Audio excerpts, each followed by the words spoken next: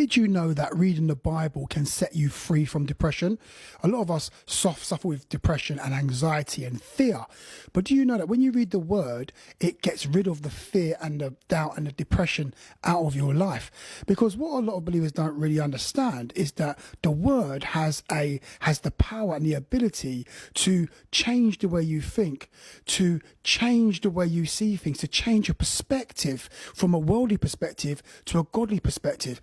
A lot of times we suffer with depression and anxiety is because our mind and our perception is looking at life through the world. And in the world, there's a lot of panic, a lot of trouble, a lot of turmoil. And because we're not in the word, our mind begins to be molded and formed after the world. That's why it says in the book of Romans chapter 12, verse 2, and be ye not conformed, but be ye transformed by the renewing of your mind. So don't be conformed unto this world. That word conformed means molded, okay, in the original Greek. So don't be molded after this world, but be ye transformed by the renewing of your mind. And the way your mind is renewed is by reading the word. For faith cometh by hearing, hearing by the word of God. So when you're in the word of God, your mind will be renewed, your mind will be transformed, your mind will be changed, your perspective will be changed, your outlook on life will be changed. So instead of having an outlook of depression, fear and anxiety, you're going to have a perspective of love, a belief, faith, power,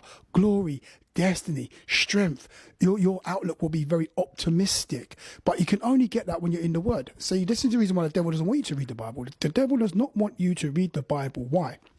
Because the devil doesn't want your mind to be renewed. He wants you to live in fear. He wants you to be in the bondage of anxiety and depression. That's how the devil wants you to live day to day. Because when you're living like that, you can't help people. Why? Because your mind is not on it. Your mind is far from helping others. You're more insular. You're thinking about more of yourself and how are you going to overcome certain things.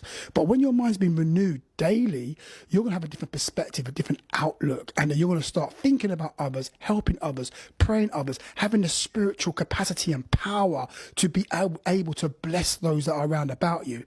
So what you need to do today is renew your mind. And when you're renewing your mind in the word will change the way you'll think, change your perspective, and your life will just be awesome.